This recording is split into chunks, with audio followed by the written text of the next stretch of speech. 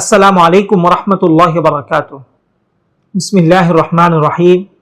আলহামদুলিল্লাহি রাব্বিল আলামিন ওয়াস সালাতু ওয়াস সালামু আলা সাইয়্যিদিনা মুহাম্মদ ওয়া আলা আলিহি ওয়া আসহাবিহি আজমাইন। সম্প্রতি সময়ে ইসলাম ধর্ম ত্যাগ করা ইমরান বিন বশিরের একটি বক্তব্য নিয়ে আজকে আমরা পর্যালোচনা করব ইনশাআল্লাহ। আলোচনাটি বোঝার সুবিধার্থে আসুন আমরা শুরুতে তার বক্তব্যটি একটু শুনে আসি। কোরআনের আয়াত, প্রথম প্রশ্ন হচ্ছে কোরআনের আয়াত যেটা আল্লাহ তাআলা নাযিল করেছেন, যেটা সংরক্ষণাবেক্ষণের দায়িত্ব আল্লাহ তাআলা নিয়েছেন, সেই কোরআনের আয়াত ছাগলে কিভাবে খায়? প্রশ্ন তো এখানে, এটা যৌক্তিক কিনা বলে? হ্যাঁ, এটা তো যুক্তি। আচ্ছা আচ্ছা, এখানে ইমরান বিন বশিরের আপত্তি হচ্ছে যে কোরআনের হেফাজতের দায়িত্ব আল্লাহ তাআলা নিয়েছেন, সেই কোরআনের আয়াত ছাগল কিভাবে খায়? দেখুন, এই দুনিয়া হচ্ছে পরীক্ষাগার। পরীক্ষাগারের মধ্যে একজন ছাত্রের যে কোনো কিছু লেখার স্বাধীন ইচ্ছাধিকার থাকতে হবে। যদি স্বাধীন ইচ্ছাধিকার না থাকে তাহলে সেটাকে পরীক্ষাগার বলা হয় না। যেমন ধরুন, যদি এমন হতো কোন একজন ব্যক্তি কোরআনকে অবমাননা করতে যাচ্ছে, তখনই অলৌকিক কোনো কিছু ঘটে যাচ্ছে, তাহলে কিন্তু দুনিয়ার মধ্যে কোনো নাস্তিক থাকতো না। এই যে দেখুন, ইমরান বিন বশির, আল্লাহ হেফাজত করুক, যদি এমন হয় যে সে কোরআনকে অবমাননা করতে যাচ্ছে, এমন সময় তার হাত পুড়ে গেল, তার শরীর পুড়ে গেল, তাহলে কিন্তু এই ছেলে জীবনও নাস্তিক হবে না।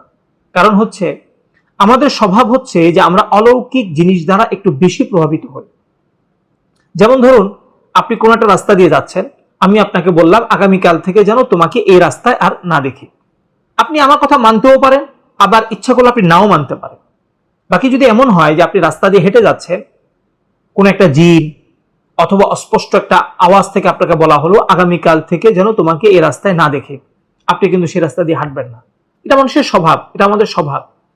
এখন আপনি একটু চিন্তা করেন, যদি এমন হতো যে কোরআনকে অবমাননা করতে গেলেই অলৌকিক কিছু ঘটে যাচ্ছে, তাহলে তো দুনিয়া কেউ কাফের থাকতো না, সব মুসলমান হয়ে যেত। অথচ আল্লাহ তাআলা বলছেন, ওয়ালাউ শাআ রাব্বুকা লাআমানা মান ফিল আরদি কুল্লুহুম জামিআ। আল্লাহ তাআলা যদি চাইতেন তাহলে সকল মানুষই মুমিন হয়ে যেত। অথচ আমরা দেখছি দুনিয়ার মধ্যে কিছু মুমিন, কিছু কাফের। তার মানেটা কি? মানেটা হলো আল্লাহ তাআলা মানুষদেরকে বিবেক দিয়েছেন, সত্যতা তাদের কাছে স্পষ্ট করে দিয়েছেন। এবার তোমার যদি মন চায় তুমি এটা গ্রহণ করো, তোমার যদি মন না চায় তুমি এটা গ্রহণ করো না। বাকি তুমি যখন মারা যাবে তখন তোমার আমল অনুযায়ী ফয়সালা হবে। এই জন্য দেখুন, আল্লাহ তাআলা ইচ্ছা করলে ফেরেশতার মাধ্যমেও আমাদের কাছে বার্তা পৌঁছাতে পারতেন, তখন কিন্তু কোনো মানুষ আর কাফের থাকতো না। কারণ হলো ওই যে বললাম, অলৌকিক জিনিস দ্বারা আমরা বেশি প্রভাবিত হই। কিন্তু আল্লাহ তাআলা আমাদের মধ্য থেকে আমাদের মতো মানুষদেরকেই তিনি নবী রূপে প্রেরণ করেছেন, যেন মানুষ বাধ্য না হয়, মানুষ যেন তার বিবেক অনুযায়ী কাজ করতে পারে। এবার আসুন আমরা একটু দেখি কোরআন হেফাজতের অর্থ কি। কোরআন হেফাজতের অর্থ হলো কোরআনের শব্দ, কোরআনের অর্থ আল্লাহ তাআলা হেফাজত করা, কোরআনকে ভুলে যাওয়া, কোরআন পরিবর্তন হওয়া থেকে আল্লাহ তাআলা হেফাজত করা। যেমন দেখুন, বর্তমান হচ্ছে ডিজিটাল যুগ। এই ডিজিটাল যুগের মধ্যে যদি এমন হয় যে সারা বিশ্ব থেকে সকল কোরআনের নুসখাকে পুড়ে ফেলা হলো, নাউযুবিল্লাহি মিন যালিক, এবং যত মাধ্যম আছে সকল মাধ্যম থেকে কোরআনকে মুছে ফেলা হলো, তাহলে কোরআনের একটা নক্তারও পরিবর্তন হবে না। এভাবেও কোরআনকে উপস্থিত করা সম্ভব। এটা হচ্ছে কোরআনের হেফাজত। আমি নাস্তিক ইমরান বিন বশিরকে প্রশ্ন করতে চাই, সারা বিশ্বের মধ্যে একটা কিতাবের নাম তুমি বলো যেই কিতাবটা ঠিক হুবহু এইভাবে আছে যে সারা বিশ্ব থেকে এই কিতাবকে যদি পুড়ে ফেলা হয় এবং সকল কিছু থেকে মুছে ফেলা হয়, হুবহু ওই কিতাবটা উপস্থিত করা সম্ভব। এমনকি ইমরান বিন বশির, তুমি যে আলোচনাটা করেছো, এই আলোচনাটাও যদি ইউটিউব থেকে মুছে ফেলা হয় অথবা ইউটিউব যদি আজকে ধ্বংস হয়ে যায়, তুমি নিজেও তোমার এই আলোচনাটা হুবহু পেশ করতে পারবে না। অথচ দেখো, আল্লাহ তাআলা যে বলেছেন কোরআনকে হেফাজত করবেন, 1400 বছর পরেও কোরআন হুবহু হেফাজত আছে। বর্তমান তো ডিজিটাল যুগ, বহু কিছুর মাধ্যমে হেফাজত করা যায়। অথচ দীর্ঘ একটা অ্যানালগ যুগ পার হয়েছে, যেখানের মধ্যে প্রত্যেক মানুষের কাছে এরকম কোরআনও ছিল না। প্রত্যেকের পকেটে পকেটে, প্রত্যেকের মোবাইলে মোবাইলে কোরআন থাকা তো অসম্ভব ছিল। ওই যুগও কোরআন পার করেছে, সেখানের মধ্যেও এমন ছিল না যে কোরআনকে মুছে ফেলা, পরিবর্তন করা, ভুলে যাওয়া সম্ভব ছিল। এটা হচ্ছে কোরআনের হেফাজত। আমাদের এই নাস্তিক ছেলেরা মুহাম্মদ সাল্লাল্লাহু আলাইহি ওয়াসাল্লামের নবুয়তের দলিল খুঁজে পায় না। হাজারো দলিল আছে, লক্ষ দলিল আছে। এর মধ্যে থেকে এই যে একটা আয়াত ওয়া ইন্না লাহু লাহাফিজুন, এই আয়াতটা নিয়ে চিন্তা করলেও তারা বুঝতো যে এটা তার নবুয়তের দলিল। কিভাবে দেখুন, তাদের কথা হলো মুহাম্মদ সাল্লাল্লাহু আলাইহি সাল্লাম এবং তারা সাধারণ মানুষ, একই পর্যায়ের মানুষ। তো ভাই তোমরা কিছু ভবিষ্যৎবাণী করো তো, যেটা কয়েকশো বছরও পরিবর্তন হবে না, দেখি তারা করতে পারে কিনা। শুধু ইমরান বিন বশির না, যে কোনো নাস্তিককে বলে তুমি এরকম কিছু ভবিষ্যৎবাণী করো তো দেখি, কোন একটা কিতাব সম্পর্কে তুমি ভবিষ্যৎবাণী করো তো দেখি, সেই কিতাব তোমার ভবিষ্যৎবাণী অনুযায়ী সংরক্ষিত থাকে কিনা। তারা তো করতে পারছে না। তো মুহাম্মদ সাল্লাল্লাহু আলাইহি ওয়াসাল্লাম আজ থেকে 1400 বছর পূর্বে যে বলেছেন ওয়া ইন্না লাহু লাহাফিজুন, এই কোরআনকে আল্লাহ তাআলা হেফাজত করবেন, আজও আমরা দেখতে পাচ্ছি এই কোরআনের শুধু কোরআন না, কোরআনের নোক্তা পর্যন্ত হেফাজত আছে। মুহাম্মদ সাল্লাল্লাহু আলাইহি ওয়াসাল্লাম যদি তাদের মতো মানুষই হয়ে থাকে, তাহলে তিনি এমন কথা কিভাবে বললেন 1400 বছর পরেও, যার সত্যতা আমরা দেখতে পাচ্ছি। এমনকি আপনি দেখুন, আজ থেকে 100 বছর পূর্বের বাংলাও আমাদের বর্তমান প্রজন্ম পড়তে পারে না। ভাষার বড় একটা পরিবর্তন হয়েছে। অথচ 1400 বছর পূর্বের একটা কিতাব আজও, চাই সে মুসলিম হোক, অমুসলিম হোক, চাই সে অ্যারাবিয়ান হোক বা অ্যারাবিয়ান না হোক, যে কোনো ব্যক্তি অনায়াসে পড়তে পারছে এবং স্বাভাবিক আরবি শিখলেই সে ওইটাকে খুব সহজভাবে বুঝতেও পারছে। এটা কিভাবে সম্ভব? আমার নিজের মাতৃভাষাও তো 100 বছর পূর্বের বাংলা আমাদের তরুণ প্রজন্ম এখন বুঝতে পারে না, তাদেরকে বহু ব্যাখ্যা করতে হয়।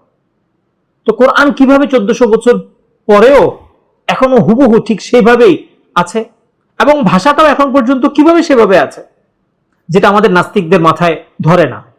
এবং মুহাম্মদ সাল্লাল্লাহু আলাইহি সাল্লাম যে কথাটা বলেছেন ওয়া ইন্না লাহু লাহাফিজুন, এটার বাস্তবতা আমরা 1400 বছর পরেও দেখছি। এমনকি আমাদের মুসলিমদের বিশ্বাস কিয়ামতের আগ পর্যন্ত এর বাস্তবতা থাকবে। আল্লাহ তাআলা এই কোরআনকে হেফাজত করবেন, করবেনই করবেন। এজন্য আমাদের কিছু মুসলিম ভাই অবুঝ যারা, তারা অনেক সময় এই সমস্ত নাস্তিক যারা, তাদের কথা দ্বারা প্রভাবিত হয়।